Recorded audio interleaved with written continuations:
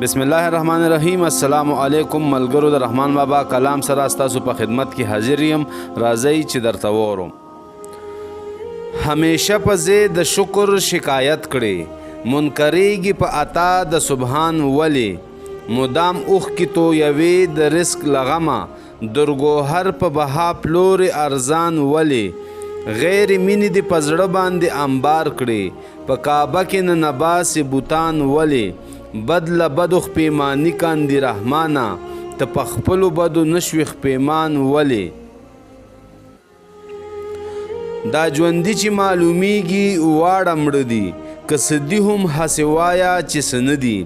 د خپل عمر شپې ورځې چې په زړه کم، هسې درومي چې د سیند ګویا اوبه دي.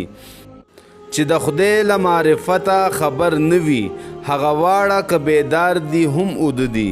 د رحمان د زړه له حاله خدای خبر دی، چې په زړه کې د یار له غمه څه دي.